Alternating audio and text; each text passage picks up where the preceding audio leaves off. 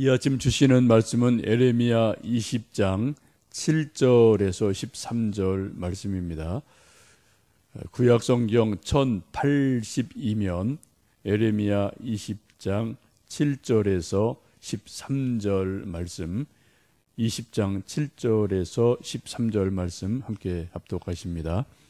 여호와여, 주께서 나를 권유하심으로 내가 그 권유를 받아 싸우며 주께서 나보다 강하사 이기셨으므로 내가 조롱거리가 되니 사람마다 종일토록 나를 조롱하나이다. 내가 말할 때마다 외치며 파멸과 멸망을 선포함으로 여호와의 말씀으로 말미암아 내가 종일토록 치욕과 모욕거리가 됨이니이다. 내가 다시는 여호와를 선포하지 아니하며 그의 이름으로 말하지 아니하리라 하면 나의 마음이 불붙는 것 같아서 골수에 사무치니 답답하여 견딜 수 없나이다. 나는 무리의 비방과 사방의 두려워함을 들었나이다. 그들이 이르기를 고소하라, 우리도 고소하리라 하오며 내 친한 벗도 다 내가 실족하기를 기다리며 그가 혹시 유혹을 받게 되면 우리가 그를 이기어 우리 원수를 갚자 하나이다. 그러하오나 여호와는 두려운 용사 같으시며 나와 함께 하심으로 나를 박해하는 자들이 넘어지고 이기지 못할 것이오며 그들은 지혜롭게 행하지 못함으로 큰 치욕을 당하오리니 그 치욕은 길이 있지 못할 것이니이다. 의인을 시험하사 그 폐부와 심장을 보시는 만군의 여호와여, 나의 사정을 주께 아뢰어 싸운즉 주께서 그들에게 보복하심을 나에게 보게 하옵소서. 여호와께 노래하라. 너희는 여호와를 찬양하라. 가난한 자의 생명을 행악자의 손에서 구원하셨음이니라. 아멘. 우리가 인생을 살다 보면 우리 마음은 참 묘해서 어떤 때는 아주 뜨거워질 때가 있고 어떤 때는 싸늘하게 식을 때도 있습니다. 우리가 사랑하고 연애할 때도 어떤 때는 마음이 뜨거운 마음이 생기지만 또 어떤 때는 싸늘하게 식을 때가 있고 우리 신앙도 비슷합니다. 어떤 때는 우리 마음이 뜨겁게 달구어지기도 하지만 어떤 때는 싸늘하게 우리 마음이 영혼이 식을 때도 있습니다. 지금 에레미야는 그러한 갈등 속에서 크게 고민하고 번민하고 있음을 오늘 말씀을 통해 봅니다. 아무리 하나님의 메시지를 전해도 백성들이 듣지를 않습니다. 죄악을 돌이켜라. 하나님께로 돌아서면 산다. 민족이 산다. 개인이 산다. 그렇지 않으면 죽는다라는 메시지를 전하지만 백성들은 꿈쩍도 하지 않고요. 오히려 반발하는 그러한 기류들을 느끼게 되죠. 그 사이에서 하나님과 백성들 사이에서 에레미야 선지자가 아주 많은 마음 고생을 하고 있습니다. 우리 7절, 8절 말씀 다시 읽어 보십니다.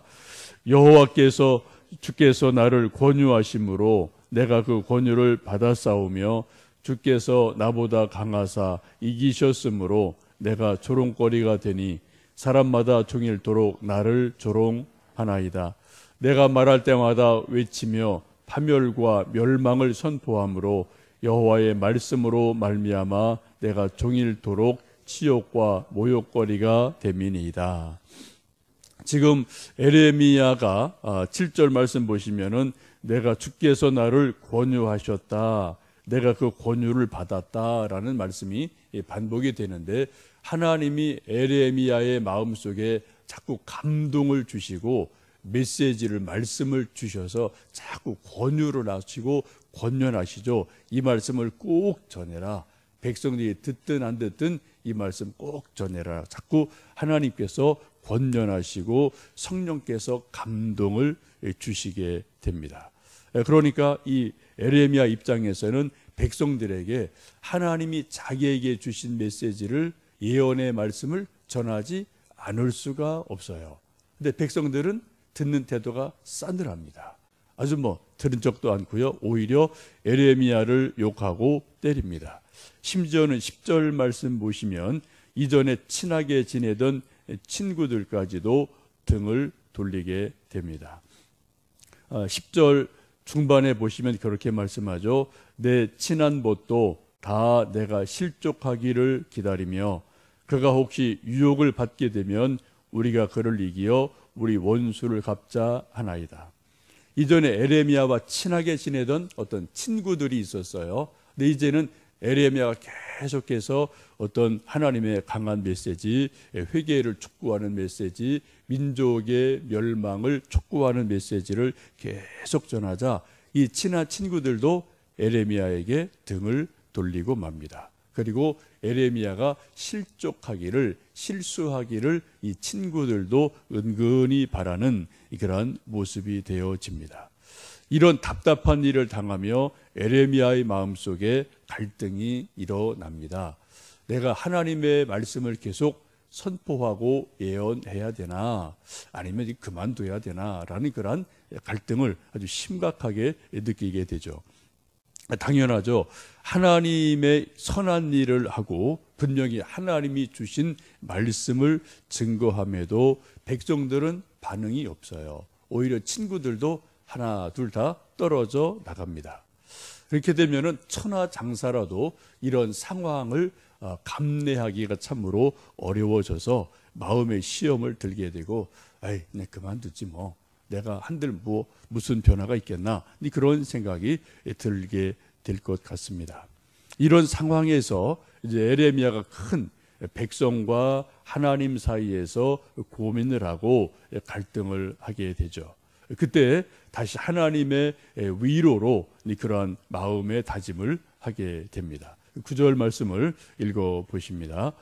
내가 다시는 여호와를 선포하지 아니하며 그의 이름으로 말하지 아니하리라 하면 나의 마음이 불붙는 것 같아서 골수에 사무치니 답답하여 견딜 수 없나이다. 지금 에레미야가 마음속에 그런 다짐을 여러 번 하는 거죠. 다시는 내가 하나님 말씀 선포하지 않는다. 다시는 하나님의 이름으로 이 말 저 말 예언하지 않는다. 근데 그러한 아주 답답한 마음을 스스로 마음속에 다짐을 하고 있어요. 근데 조금 지나면 하루 이틀 하지를 않죠. 입을 다물고 말씀을 전하지 않습니다. 그런데 마음속에서는 불붙는 것 같은 것이 막 치밀어 오르는 것을 에레미야가 지금 느끼고 있습니다. 골수에 사무쳐서 하나님의 그 사랑, 하나님의 말씀이 골수에 사무쳐서 답답해서 견딜 수 없어서 다시 하루 이틀 2, 3일 지나면 다시 거리로 나가서 하나님의 말씀을 증거하는 그러한 모습을 보게 됩니다. 우리 사람들도 어떤 환경 또 사람들의 반대가 커지면 하나님의 말씀을 전할까 말까 또 어떤 선한 일을 하다가도 주변의 반대가 심하면 이 일 계속 해야 되나 말아야 되나 어떤 그런 갈등을 우리들도 일상생활에서 크게 느끼고 번민할 때가 있습니다. 지금 에레미야가 고민하는 것은 두 가지죠. 하나님의 말씀은 분명해요. 이대로 가다가는 이 민족이 다 죽는다. 이거 멸망당한다. 바벨론에 이거 다 포로로 끌려와서 이게 뭐 왕이고 귀족이고 일반 백성이고 살아남는 사람이 아무것도 없다. 이거 다 죽는다. 성전도 깨진다. 그런 것을 에레미야는 분명히 하나님 말씀을 통해 알고 있고 지금 백성들의 죄악을 보면서 이건 뭐 피해갈 수 없는 정해진 길이에요. 그래서 이것을 어떻게 하든 이 사실을 전하고 백성들의 마음이 또 지도자 왕의 마음이 바뀌어서 좀 돌아서면 그때 하나님의 긍휼이 임하기 때문에 어쨌든 계속해서 그런 예언을 전하게 됩니다. 근데 백성들은 전혀 듣지를 않아요. 오히려 친하던 친구마저도 등을 돌리고 에레미야를 적대시하는 그런 갈등 가운데 에레미야가 끼어 있습니다. 하나님과 백성 사이에 샌드위치가 돼서 아주 큰 곤혹스러움을 당하게 되죠. 대부분 이런 것이 예언자의 이제 사명이고 예언자의 운명이라면 운명입니다. 하나님께 선택을 받았습니다. 부름을 받았습니다. 하나님 말씀의 권유가 계속해서 말씀이 들려와요. 백성들은 전혀 냉담합니다. 반응이 없어요. 그 사이에서 때로는 포기했다가 또 때로는 마음속에서 막 뜨거운 불이 올라와서 또 말하지 않을 수 없고, 이런 일을 왔다 갔다, 소위 냉탕, 온탕을 왔다 갔다 하는 것처럼 왔다 갔다 하는 그러한 갈등을 볼 수 있습니다. 우리 부모님들이 자녀를 키우면 이런 심정을 쉽게 이해할 수가 있죠.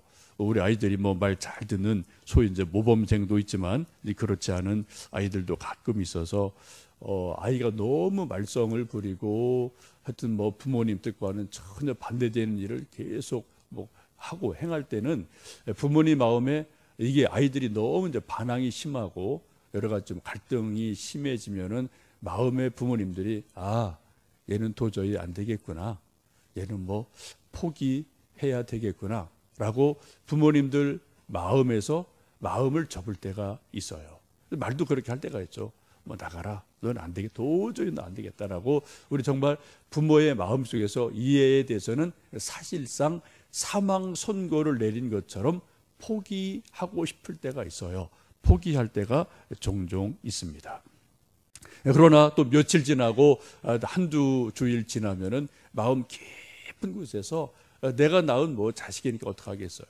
다시 한번 하나님 이 아이 좀 살려주시고 좀 돌이켜 주세요, 좀 사람 되게 해주세요 라고 우리가 가슴 깊은 곳에서 포기할 수 없는 뜨거운 사랑 때문에 그 아이를 위해서 또 기도를 하게 되고, 또 붙들고 사정을 하고, 또 잔소리를 하고, 또 맛있는 것을 사주고 필요를 채워주고, 이런 일들이 우리 부모들 모두 다 겪는 그러한 일이지 않나 싶습니다.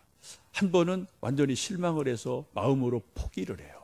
근데 며칠 지나면 또 도저히 포기할 수 없는 내 아들, 딸, 내 새끼이기 때문에 도저히 포기할 수 없어 다시 눈물 흘리고 또 호소하고 기도하고 하는 일들이 우리 보통 부모들이 자녀를 키우면서 겪는 그러한 갈등이고 마음이기도 합니다.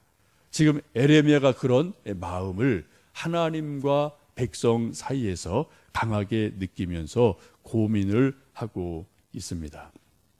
우리가 지금 3주간 다니엘 새 1의 기도를 하고 있는데 아마 우리 나라를 사랑하고 기도하는 많은 분들의 마음도 그런 생각이 들지 않을까 싶습니다. 나라에서 들려오는 이런저런 소식, 또 북한에서 들려오는 소식, 미국, 중국 등등에서 들려오는 소식을 보면 우리가 다 그 속을 알 수는 없습니다만 어쨌든 들려오는 일반적인 뉴스를 보고 듣고 하다 보면은 이게 나라가 이대로 이게 정말 이 꼴이 되겠나, 그런 낙심이 생기고 그래 니들끼리 잘해라, 모든 그런 포기하고 싶은 마음이 우리 속에 들 때가 있기도 하고요. 우리나라 민족이 정말 소망이 없겠다, 이대로 가면 다 이거 망하겠다, 차라리 망하는 게 낫지 않을까, 그런 낙심하는 마음이 언뜻 들 때도 있죠. 그리고 한편으로는 도저히 그래서도 안 되고 그럴 수 없기 때문에 우리 마음속에 하나님, 그래도 다시 한번 이 민족을 좀 불쌍히 여겨 주십시오, 그래도 한번 소망을 다시 한번 주시고 한 번 더 기회를 주셔야 되지 않겠습니까? 하나님, 우리 지도자들이 또 우리 백성들이 우리 각계각층에 있는 믿음의 사람들이 한국교회가 의인은 아니지만 우리 같은 부족한 자라도 깨어서 하나님 기도해야 되지 않겠습니까? 그러한 어떤 또 열망들이 우리 기도의 사람들에게는 뜨거움이 있기 때문에 나름대로 새벽에 모이고 또 저녁에 모이고 또 가정에서 시간을 정해서 하나님, 참으로 우리 사람이 봐도 이거 정말 참 이거 문제가 많은데 어떡하시겠습니까? 라고 우리가 하나님께 탄원하며 하나님께 기도 드리는 것이 이 다니엘 기도이고 다니엘의 마음이 바로 그런 마음인 줄로 압니다. 12절 보시면 다니엘이 에레미야가 그렇게 고백을 하며 하나님 앞에 호소를 하고 있습니다. 우리 12절 말씀을 읽어 보십니다. 의인을 시험하사 그 폐부와 심장을 보시는 만군의 여호와여, 나의 사정을 주께 아뢰었사온즉 주께서 그들에게 보복하심을 나에게 보게 하옵소서. 너무 답답하니까 하나님께 드리는 말씀이 의인을 시험하시는 하나님, 그 폐부와 심장을 보십시오. 하나님 내 사정을 좀 알아봐 주십시오라고 탄원하는 모습을 보게 됩니다. 하나님은 지금도 우리들의 외모도 보시지만 우리 마음 중심을 보셔요. 그 폐부, 심장을, 마음을 살펴보시는 분이 하나님이시기도 합니다. 이 아침 우리가 작은 믿음이지만 하나님 내 마음을 살펴주십시오. 내 폐부를, 내 심장을 살펴보시고 작은 믿음이지만 하나님의 이름을 위해서 또 이 민족의 새로운 소망과 살 길을 위해서 우리가 기도드리는 이 기도를 하나님 들으시고 우리 자신을, 한국의 교회들을, 우리 광교소망교회를, 하나님 우리 자녀들을 다시 한번 세워주십시오. 기도하는 가운데 주님의 위로, 주님의 또 치유하심, 응답을 함께 누리시는 복된 하루 될 수 있기를 원합니다. 기도하겠습니다.